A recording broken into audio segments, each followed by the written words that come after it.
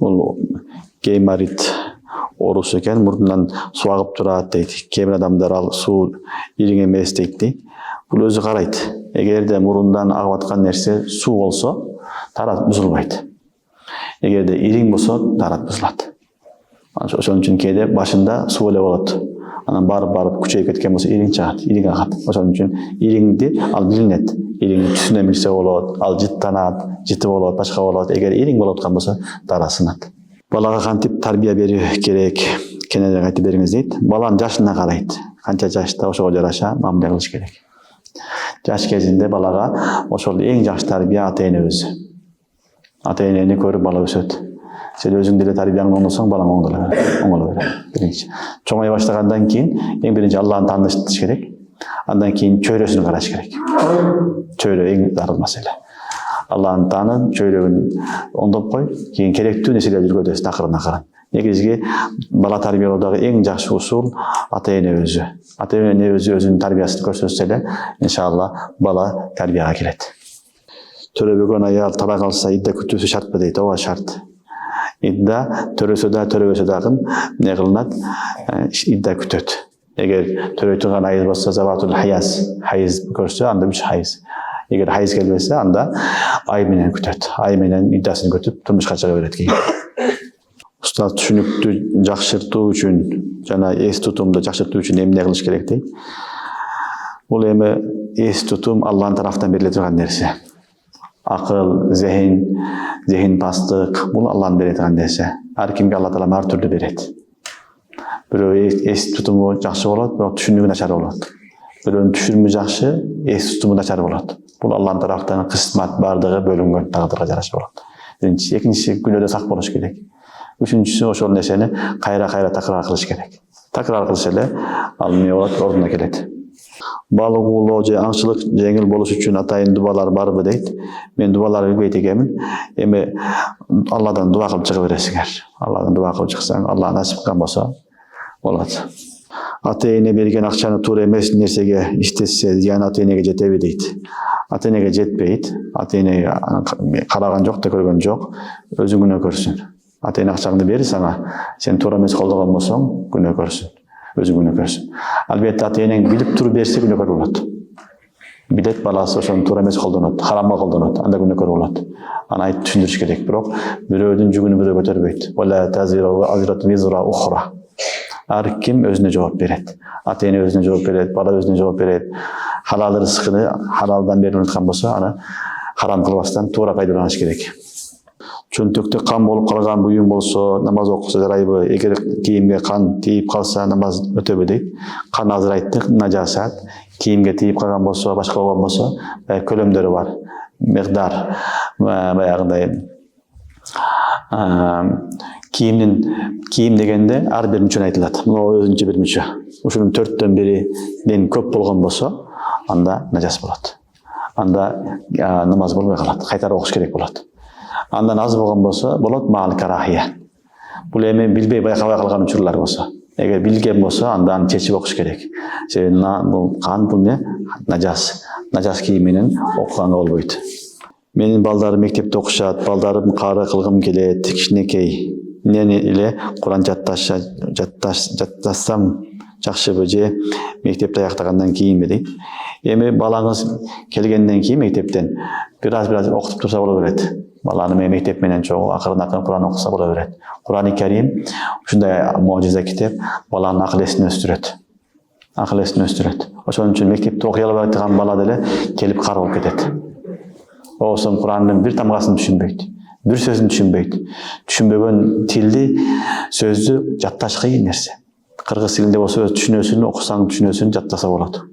Бирок Куран можизалыгын карагыла, карылар келет, кичинекей бала эмне кылат? Жаттап коет. Алланын китеби бул.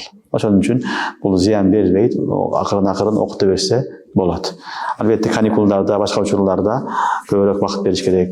Баланын Куран менен окуганы бул эң жакшы. Баланын зехиниге да, баланын иманыга дагы пайдасы тиет. Ошон үчүн Куранды акырын үйрөтө бергиле. Кээ бир жерлерде 10 күн түн болбойт, 10 күн болбойт дептир. Ушул жерлерде намаз убакыты кандай билишет дейт. Bunun öz erежеси бар. Күн боло турган, түн болбой турган жерлерде намаздын убакыты өзгөчө, мына иша убакыты келбей турган жерлер болот, ишанын убакыты, куптанын убакыты келбей турган жерлер болот. Уламалар буларды эки вариантын айткан, эки түрү бар. Биринчиси саат менен окуйт. Саат менен өздөрү бөлүп алып туруп убакыт менен окуй берет. Экинчи түрү жакын кошуна мамлекетти карайт. Ошол жакын кошуна мамлекеттин намаз убакыты менен намаздарды окуй берет. Адам өлгөндөн кийин анын 40 жылдыгы үчүн союлган малды этин жесе болобу деген суроо келиптир. Мына бүгүнкү сабакка байланыштуу суроо экен. Жакшы суроо болуптур. Негизи шариятта адам өлгөндөн кийин мал сой деген жер жок. Ушул биз көп айтабыз, элдин баары эле ушундай түшүнүп болуп калган, өлгөндөн кийин битиге союш керек деген бир фикир сиңип калган. Бул туура эмес нерсе. Ислам дининде адам өткөндөн кийин ыйсар савап кылгыла деген. Же болсо садака жария кылгыла деген. Ыйсар савап деген сооп жеткизүү деген сөз. Садака жария деген агып турган садака деген сөз. Эч жерде малды сой, анан жеп ал деген жери жок. Баары эле барып ошой такала берет, элдин баары эле ушундай билгени дагы, билбегени дагы ушунча кыла берет жок. Эч жерде мал сой дебейт. Ыйсар савап кылгыла дейт. Саваптарына кылай. Савап арнашылык ал жалып калган мындай. Эшик ачык калган. Кандай жакшылык болсо, ошонун бүт бардыгыны ошол майитке арнасаң боло берет. Эмне жакшылык кыла аласың? Намаз окуп соогун багышта, орозо калмап багыштасаң болот соогуну. Жакшылык кылдың, акчалай жардам бердиң, күчүң менен жардам бердиң, мал союп бердиң, же чийки таркатып койдуң, кандай сүрөт болсо дагы боло берет. Соогун арнасаң жете берет. Таксистсин, бирөө ташып койдуң дагы ушун соогуну атама энеме арнадым дедиң, акчасын алган жоксуң. Бул да кете берет. Түшүнүңөрбү? Мисалы сабап. Анан экинчи шариятта садака жария кылгыла дейт. Садака жария деген агып турган садака. Садаканын эң жакшысы садака жария, агып туруш керек. Ал агып турган садака эмне болот? Ар дайым сооп жетип турат. Биз эмне кылабыз? Садака кылам дейбиз дагы, садаканын шарттары табылбайт. Биринчиден, анан аны эмне кылабыз? Өзүбүз жеп алабыз. Садака негизи кедейлерге, колунда жок адамдарга берилсин. Иннама садака лил фукара вал масакин. Бүгүн бүт баары келет. Тойдой болот, байлар келет, бийлер келет, курсагы токтор келет да жеп кетет. Кедейлер жебейт деле. Кирбей деле калат, о казанын башында калып кетет. Биринчиси туура эмес. Экинчиси, ошол чыгымга сен садака жария кыл. Мисалы 100 миң кетсе, 40 жылдыга ошол 100 миңге сен не суу чыгарып кой. Ошол суудан канча адам, канча махлук, канча жаныбар, канча куш ичип пайдаланса, ошол сенин ата-энеңе сооп жете берет. Кимге арнасаң. Ушуну садака жария дейт. Андан көбүрөөк болсо көпүрө салып кой. Көпүрө жок жерлери бар, көпүрө салып кой. Канча адам пайдаланат, садака жария. Жетимдерге үй салып бер, садака жария. Түшүнүп атасыңарбы? Жолдо оңдоп кой, бирөөгө барып, үйдө шипыры жок турат. Шипырын жаап кой. Ошо турганга чейин садака жария болот. Кыскасы, садака жариянын түрү аябай көп. Ошон үчүн элге эле арнап мал союш шарт эмес туугандар. Анын зарарчылыгы деле жок анын. Андан көрө сооп иштери аябай көп. Андан сырткары соопто негизги нерсе ихлас шарт. Биринчи. Ихлас болсо эчтеке болбойт. Ихлас бүгүнкү күндө жок. Бүт бардыгы намыс, кур намыска кылат. Ихлас менен кылган жери жок. Биринчи маселе.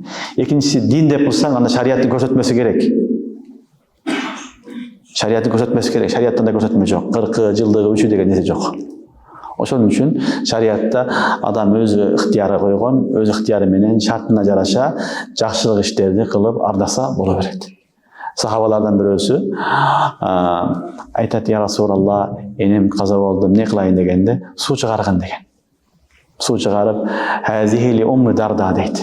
Бул энебиз Умму Дарда энебизге деп ардап койшот болдулар. Хадисте келет Расулуллах саллаллаху алейхи вассаламдын сахабалары. Ошон үчүн пайдалуу иш кылайлык. Ошо кеткен чыгымдарды исрап кылып бербестен, хабага учура бербестен асманга эле. Ошону туура пайдалансак, мамлекет өсөт. Ошол биз бүгүнкү күндөгү 40 жылкы деп кылган акчалардын баардыгын чогултсак, чоң бир шаар курса болот. Айылды бүт баарын асфальт кылса болот. Айылдын баардыгын мына чырак менен, жарык менен камсыз кылса болот. Айылдын бүт баарына таза суу алып келсе болот. Биз каяктагы нерсени кылабыз? Ал нерседен дүйнөгө да пайда жок, ахиретке да пайда жок. Ошон үчүн бул нерселер аябай көп айтканбыз. Садака жария деген маселе башка маселе, Иса сабак башка маселе. Мунун баардыгыны бирелеп малга союп, анан малды союп элге берсин дегенге токтоткон туура эмес. Ал нерсе шариатта жок нерсе. Ошон үчүн шариатта тазия 3 күнгө чейин эле. Тазия деген көңүл айтуу. Көңүл айтып барасың, 3 күнгө чейин барасың. Андан кийин ага да жашоо керек. Аны барып кайра барып берген да болбойт. Кайра барып эле аны барып табагын жей берген да болбойт. Ал өзү каалап берсем десе берсин, муктаждарга берсин. Муктаждарга. Ошондо сооп болот. Анын курсагы токторго, күнүң эт жеп аткандарга эмес. Күнүгө эт жеген, курсак байлаган байларга билерге эмес туугандар. Ошон үчүн ошол акчаны эмне кылгыла, туура пайдалангыла. Садака жария жолдо көрсөткүлө. Ошондо пайда болот.